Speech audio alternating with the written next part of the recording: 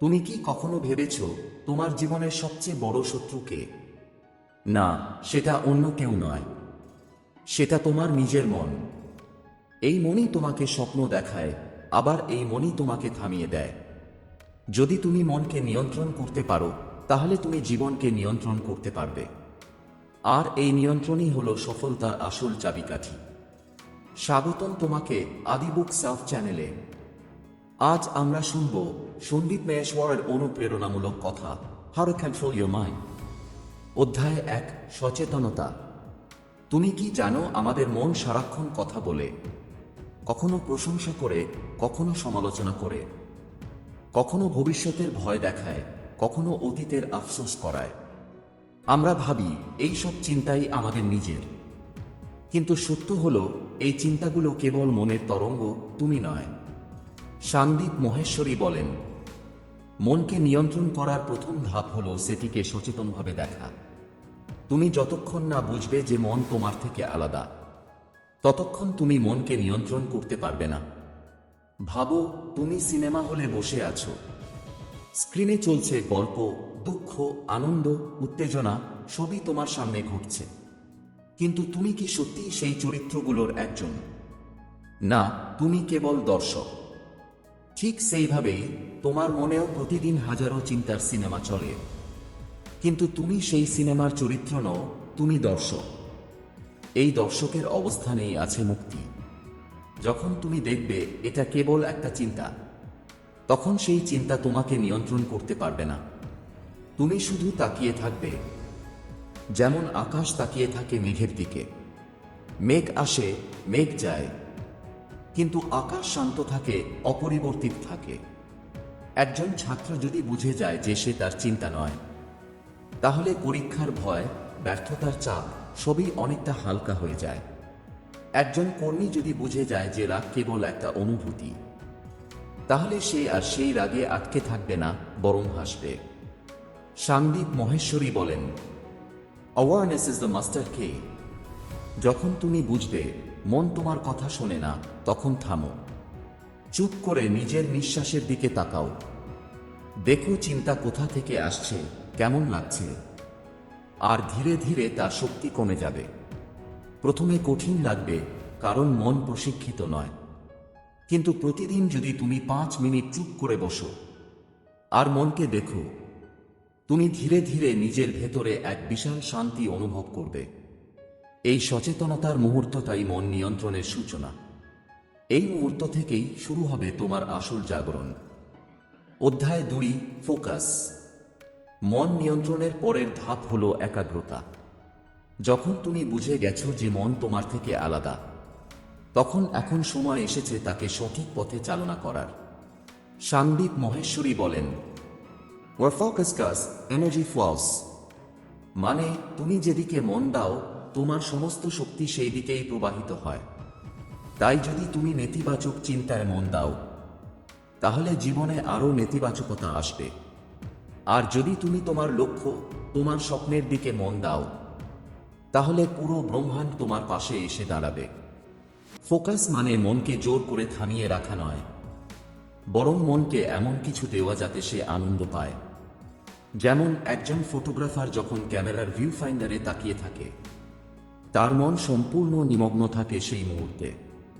একজন চিত্রশিল্পী যখন আঁকছেন, তার সময়, ভয়, দুশ্চিন্তা সব হারিয়ে যায়। এই অবস্থাই হলো গভীর মনোযোগ। কিন্তু আজকের যুগে মন খুব সহজেই ছুটে যায়। মোবাইলের নোটিফিকেশন, সোশ্যাল মিডিয়া, অন্যের জীবনের তুলনা সবকিছু মনকে ভেঙে দেয় ছোট ছোট অংশে। তাই প্রথমেই শিখতে হবে কিভাবে মনোযোগ ফিরিয়ে আনা যায় নিজের কাছে। তুমি যেখানেই থাকো, যে কোনো কাজ করো, তোমার মন যেন সেই কাজের মধ্যেই সম্পূর্ণভাবে উপস্থিত থাকে। যদি তুমি খাচ্ছ, শুধু খাও। যদি হাঁটছো, শুধু হাঁটো। যদি কাজ করছো, শুধু কাজ করো। এই সহজ অভ্যাসই মনকে কেন্দ্রীভূত করে। সন্দীপ মহেশ্বরী বলেন, multitasking is the biggest enemy of focus. এক সময়ে একটিমাত্র কাজ করো, কিন্তু সেটি করো পুরো মন দিয়ে। কারণ মন এক জায়গায় স্থির থাকলে তার শক্তি বহুগুণ বেড়ে যায়। ভাবো, সূর্যের আলো যখন ছড়িয়ে থাকে তখন তা গরম দেয়, কিন্তু একই আলো যদি লেন্সের মাধ্যমে ফোকাস করা হয় তাহলে তা আগুন ধরিয়ে দিতে পারে। তোমার মনও ঠিক তেমনই, ছড়িয়ে থাকলে দুর্বল, ফোকাস থাকলে অদম্য। ফোকাস বাড়ানোর সবচেয়ে সহজ উপায় হল নিজেকে ছোট ছোট লক্ষ্যে বেঁধে ফেলা। বড় লক্ষ্য দেখলে মন ভয় পায়, কিন্তু ছোট লক্ষ্য মনকে আনন্দ দেয়। প্রতিদিন একটু একটু করে নিজের কাজে অগ্রসর হও, তাহলেই মন ধীরে ধীরে তোমার নিয়ন্ত্রণে আসবে। মন এক শিশুর মতো, তাকে বকা দিলে সে পালিয়ে যায়, কিন্তু ভালোবাসা দিলে সে তোমার পাশে থাকে। তাই মনকে চাপ নয়, মনোযোগ দাও। তাকে বলো, চল একসাথে করি, আর দেখবে মন তোমার সেরা বন্ধু হয়ে উঠবে। ফোকাস মানে এই নয় যে তুমি বাহিরের জগৎ থেকে বিচ্ছিন্ন হয়ে যাবে, বরং ফোকাস মানে তোমার ভিতরের জগৎকে পরিষ্কার করা, যেন তুমি যা করছো তাতে হৃদয় দিয়ে থাকতে পারো। এই মুহূর্তে যেটা তুমি করছো সেই মুহূর্তটাই তোমার জীবন। যখন মন সেই বর্তমান মুহূর্তে স্থির হয়ে যাবে, তখনই তুমি সত্যিকার শান্তি অনুভব করবে। অধ্যায় 3, মুক্তি। মনকে নিয়ন্ত্রণ করার শেষ ধাপ হল মুক্তি। নিজের চিন্তা, ভয়, আবেগ এবং আসক্তি থেকে মুক্ত হওয়া। কারণ যতক্ষণ তুমি মনের সাথে জড়িয়ে থাকবে ততক্ষণ মনই তোমাকে চালাবে, কিন্তু যখন তুমি মন থেকে আলাদা হয়ে তাকাতে শিখবে তখন মন তোমার হাতের যন্ত্র হয়ে যাবে। সন্দীপ মহেশ্বরী বলেন, Detachment doesn't mean you don't care. It means you understand deeply and still stay free. অর্থাৎ মুক্তি মানে উদাসীনতা নয়, বরং জিনিসগুলোকে বোঝা কিন্তু তাতে হারিয়ে না যাওয়া। আমাদের মন প্রতিনিয়ত কিছু না কিছু আঁকড়ে ধরে, একটা সম্পর্ক, একটা লক্ষ্য, একটা ভয়, অথবা একটা অতীত স্মৃতি। এই আঁকড়ে ধরা থেকেই আসে কষ্ট, রাগ, হতাশা।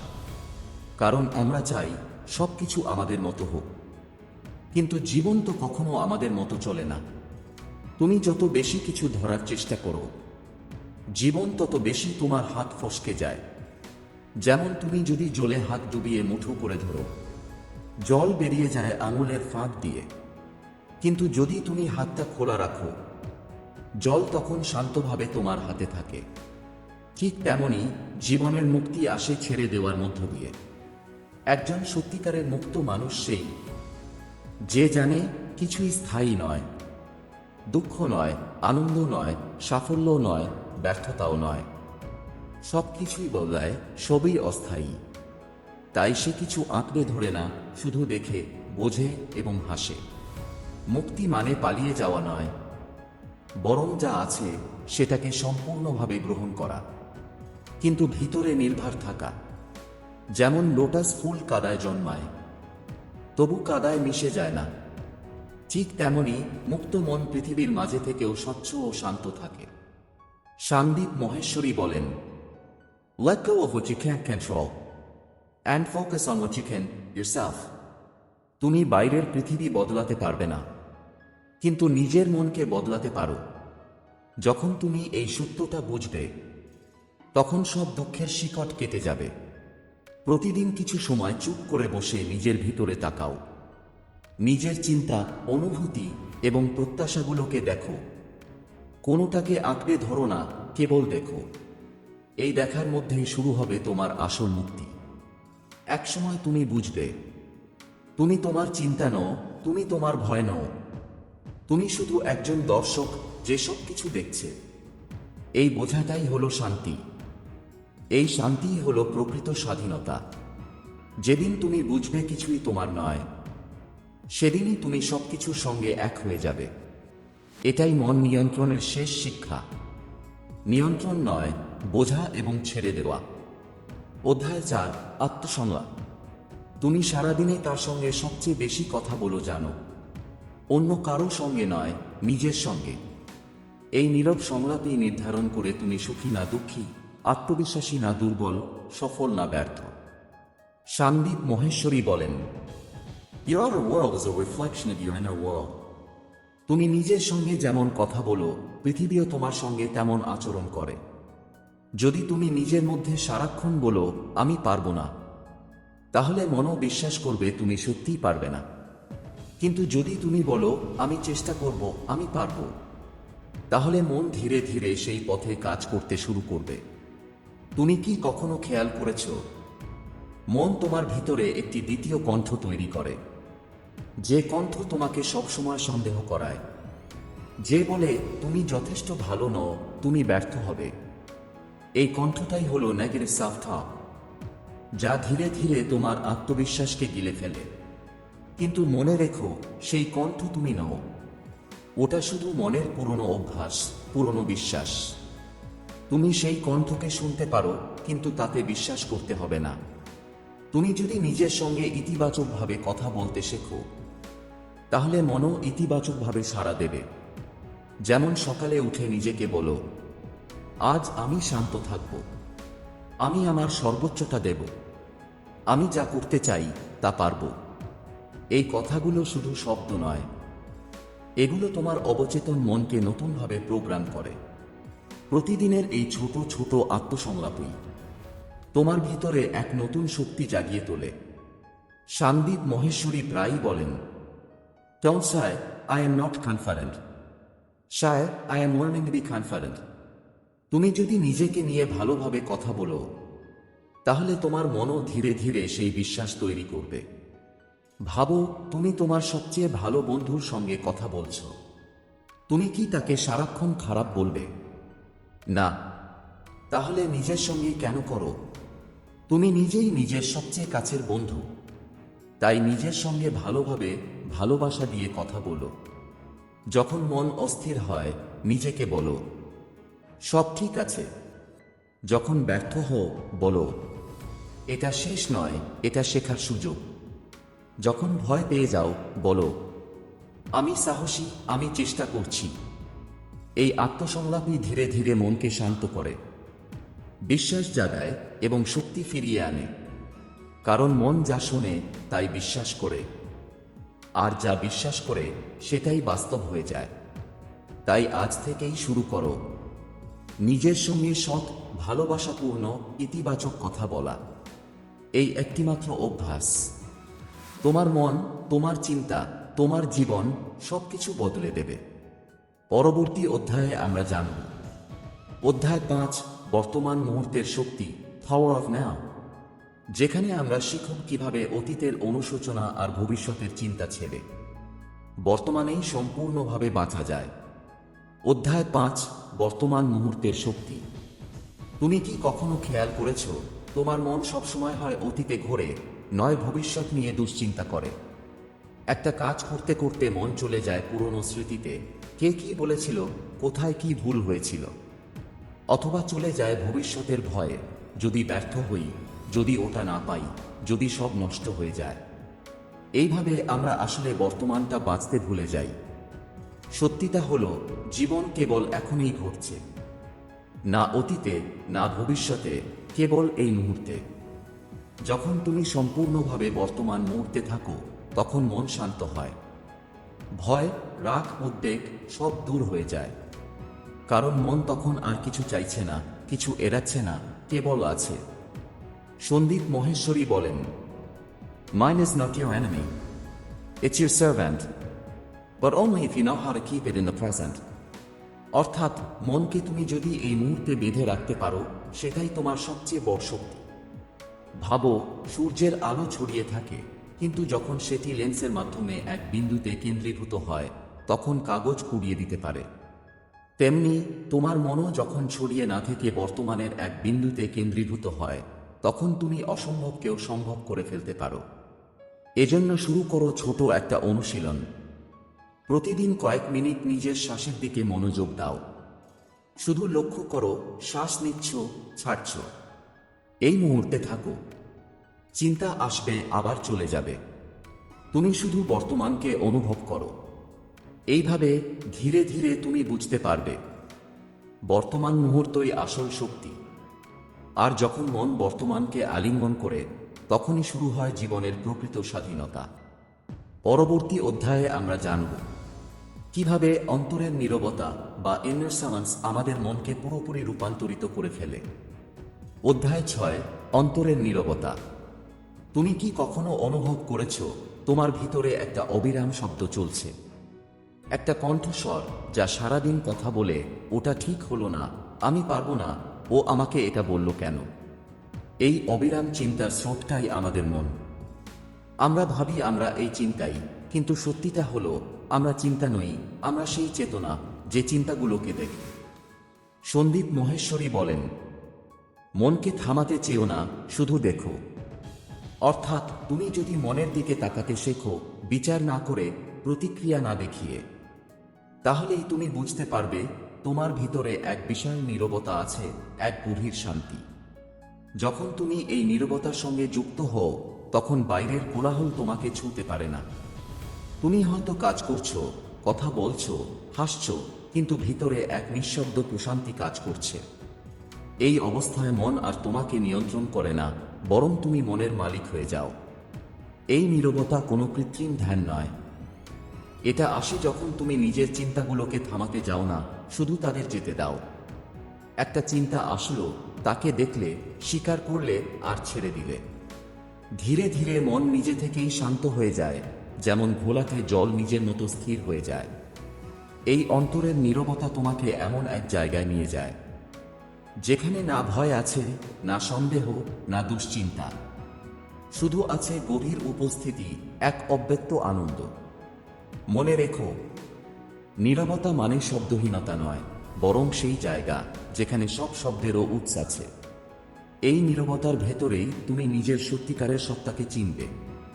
পরবর্তী অধ্যায়ে আমরা জানব কিভাবে অহং বা ইগো আমাদের মনের সবচেয়ে বড় শত্রু হয়ে ওঠে, আর কিভাবে তা থেকে মুক্তি পাওয়া যায়। অধ্যায় 7, অহংয়ের কারাগার। অহং, এই শব্দটা শুনলেই মনে হয় এটা শুধু বড় লোক, দাম্ভিক বা আত্মকেন্দ্রিক লোকদের ব্যাপার। কিন্তু সত্যিটা হলো, অহং আমাদের সবার মধ্যেই আছে। এটা এক অদৃশ্য কারাগার যেখানে আমরা নিজের অজান্তেই বন্দী হয়ে আছি। অহং বা ইগো মানে কি? এটা হলো সেই কণ্ঠস্বর যা বলে, আমি ঠিক, আমার কথাই শেষ, আমাকে কেউ ছুঁতে পারবে না। এই অহংই আমাদেরকে সবসময় অন্যদের সঙ্গে তুলনা করায়, প্রশংসা খোঁজায়, সমালোচনায় ভেঙে পড়ায়, আর সবসময় একটা যুদ্ধের মধ্যে রাখে, নিজের সঙ্গে আর পৃথিবীর সঙ্গে। সন্দীপ মহেশ্বরী বলেন, যখন তুমি ভাবো তুমি কিছু, তখনই তোমার যন্ত্রণা শুরু হয়। অর্থাৎ যতক্ষণ তুমি নিজের পরিচয়কে নাম, কাজ, স্ট্যাটাস, অর্জন বা সম্পদের সঙ্গে জুড়ে রাখবে, ততক্ষণ তুমি শান্তি পাবে না। কারণ এই সবই পরিবর্তনশীল, আজ আছে, কাল নেই। অহং সব সময় ভয় পায়, কারণ সে জানে তার অস্তিত্বটা আসলে মিথ্যা। তাই সে চায় নিয়ন্ত্রণ করতে, আধিপত্য রাখতে, গুরুত্ব পেতে। কিন্তু যতই তুমি অহংকে খাওয়াও, সে ততই বড় হতে থাকে, আর তোমার অন্তরের শান্তি ততই ছোট হয়ে যায়। তাহলে কিভাবে মুক্তি পাওয়া যায়? প্রথম ধাপ হলো অহংকে দেখতে শেখো। যখন কেউ তোমাকে অপমান করে আর তোমার ভিতরে গরম একটা আগুন জ্বলে ওঠে, তখন থেমে যাও। নিজেকে বলো, এই যে রাগটা উঠছে, এটাকে অনুভব করছে। এই প্রশ্নটি তোমাকে অহং থেকে আলাদা করে দেবে। তুমি যখন দেখো তুমি আর সেই অহং নও, তুমি হয়ে যাও পর্যবেক্ষক, এক শান্ত সত্তা যে শুধু সবকিছু দেখে, বুঝে, কিন্তু জড়ায় না। এক মুহূর্তের জন্য কল্পনা করো, তুমি একটা আয়না। তোমার সামনে কেউ হেসে উঠছে, কেউ কাঁদছে, কেউ রাগ করছে, কিন্তু আয়না কিছুই ধরে রাখছে না। এটাই প্রকৃত আত্মা, নির্লিপ্ত, শান্ত, মুক্ত। অহং ভাঙে তখনই যখন তুমি বুঝতে পারো তুমি আলাদা কেউ নও, সবাই তোমারই অংশ, সবই এক চেতনা। আর তখনই তুমি সত্যিকারের শান্তি, ভালোবাসা আর স্বাধীনতার স্বাদ পাবে। পরবর্তী অধ্যায়ে আমরা জানব কিভাবে ছেড়ে দেওয়া বা ওয়ারিং গো আমাদের মনকে হালকা করে আর জীবনে নিয়ে আসে অদ্ভুত এক মুক্তি ও প্রশান্তি। অধ্যায় 9, ধৈর্য ও স্থিরতার শক্তি। জীবনে প্রতিটি মানুষই চায় শান্তি, সুখ এবং সফলতা, কিন্তু সেই শান্তি আসে কেবল ধৈর্য এবং স্থিরতার মাধ্যমে। আমরা অনেক সময় দ্রুত ফল চাই, দ্রুত উত্তেজনা চাই, কিন্তু প্রকৃত শক্তি ধীরে ধীরে আসে। সন্দীপ মহেশ্বরী বলেন, Patience is not about waiting, it's about how you act while waiting. অর্থাৎ ধৈর্য মানে শুধু সময় কেটে যাওয়া নয়, বরং সেই সময় তুমি কেমন আছো, কেমন কাজ করছো, সেটিই মূল। মনকে নিয়ন্ত্রণ করতে হলে স্থির থাকা শিখতে হবে। যখন সমস্যার মুখোমুখি হবে, মন যতই চাপ অনুভব করুক না কেন, তুমি নিজের ভিতরে শান্তি ধরে রাখতে পারবে। এই ক্ষমতাই হলো স্থিরতার শক্তি। ধৈর্য মানে অপেক্ষা করা নয়, বরং বিশ্বাস রাখা যে সময়মতো সবকিছু ঠিক হয়ে যাবে। যেমন বীজ যদি তুমি রোপণ করো, তুমি তাকে জোর করে বড় করতে পারবে না। কেবল পরিচর্যা করবে, পানি দেবে, সূর্যের আলো দেবে, এবং সময়মতো সে বাড়বে, ফুলবে। মনও ঠিক তেমনি। স্থিরতা মানে সব পরিস্থিতিতে নিজেকে ভারসাম্য রাখতে পারা। রাগ, হতাশা, দুশ্চিন্তা সব আসবে, কিন্তু তুমি যদি স্থির থাকতে পারো, তাহলে সেই শক্তি তোমার হয়ে যাবে। অবশ্যই সহজ নয়, কিন্তু অনুশীলন করলে সম্ভব। ছোট ছোট অভ্যাস থেকে শুরু করা যায়। চাপের মুহূর্তে কয়েকটি গভীর শ্বাস নাও। নিজের চিন্তা পর্যবেক্ষণ করো, প্রতিক্রিয়া দেখার আগে থেমে যাও। কাজের মধ্যে সম্পূর্ণভাবে উপস্থিত হও। যে মানুষ ধৈর্য এবং স্থিরতা অর্জন করে, সে যে কোনো পরিস্থিতি নিয়ন্ত্রণ করতে পারে। এটাই মনকে আসল শক্তি দেয়। না যে তুমি সবকিছু নিয়ন্ত্রণ করবে, বরং যে তুমি নিজের মনকে নিয়ন্ত্রণ করতে পারো। পরবর্তী অধ্যায়ে আমরা জানব কিভাবে অভ্যাস তৈরি করে মনকে শক্তিশালী করা যায়, যাতে প্রতিদিনের জীবন সহজ ও প্রভাবশালী হয়। অধ্যায় 10, অভ্যাসের শক্তি। তোমার জীবনকে নিয়ন্ত্রণ করতে চাইলে মনকে শক্তিশালী করতে হবে, আর এর সবচেয়ে বড় হাতিয়ার হলো অভ্যাস। প্রতিদিনের ছোট ছোট কাজই আমাদের চিন্তা, মনোভাব এবং আচরণ গড়ে তোলে। যেমন তুমি প্রতিদিন সকালে 1 মিনিটের ধ্যান করলে কয়েক সপ্তাহের মধ্যে মন শান্ত হয়। একইভাবে নেতিবাচক অভ্যাস ধীরে ধীরে তোমার শক্তি খেয়ে নেয়। সন্দীপ মহেশ্বরী বলেন, Your habits define your life. Change your habits, change your destiny. অর্থাৎ অভ্যাস তোমার ভবিষ্যৎ করে দেয়।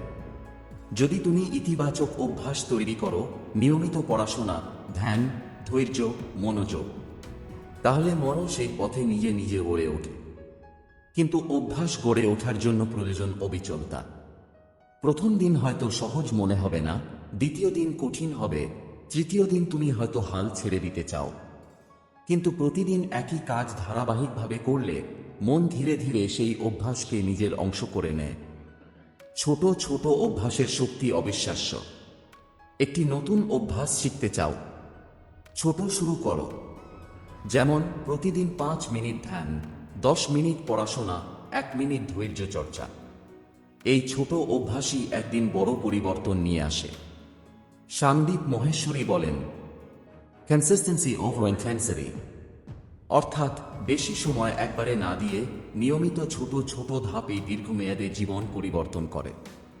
অভ্যাসের মাধ্যমে মনকে শক্তিশালী করলে তুমি সহজেই নেতিবাচক চিন্তা কমাতে পারবে, স্থির থাকা শিখবে, নিজের লক্ষ্য এবং স্বপ্নের দিকে মনোযোগ রাখতে পারবে। তোমার জীবনকে পরিপূর্ণ এবং শক্তিশালী করতে চাইলে আজ থেকেই একটি ভালো অভ্যাস শুরু করো। ছোট হলেও ধারাবাহিক অভ্যাসই তোমার মনকে নিয়ন্ত্রণের চাবিকাঠি। আপনাদের ধন্যবাদ how to control your mind বইয়ের এই অধ্যায়গুলো শোনার জন্য। আশা করি এই অডিও বুক আপনাদের মনের নিয়ন্ত্রণ, ফোকাস এবং শান্তি অর্জনে সহায়ক হয়েছে। আজ থেকে শুরু করুন ছোট ছোট ধাপ দিয়ে। নিজের মনকে পর্যবেক্ষণ করুন, ইতিবাচক আত্মসংলাপ বলুন এবং প্রতিদিনের অভ্যাসের মাধ্যমে ধৈর্য ও স্থিরতা তৈরি করুন। মনে রাখুন, মন আপনার বন্ধু, যদি আপনি তাকে বুঝতে এবং প্রিয় করতে পারেন। চেষ্টা চালিয়ে যান, প্রেরণা ধরে রাখুন আর প্রতিটি মুহূর্তকে পূর্ণভাবে বাঁচুন। আমরা প্রথম 10টি অধ্যায় শেষ করেছি। পরবর্তী অধ্যায়গুলো দেখতে চাইলে আমাদের আদি বুক সাফ চ্যানেলটি সাবস্ক্রাইব করুন, ভিডিওটি লাইক ও শেয়ার করুন। সবাই ভালো থাকুন, সুস্থ থাকুন। ধন্যবাদ।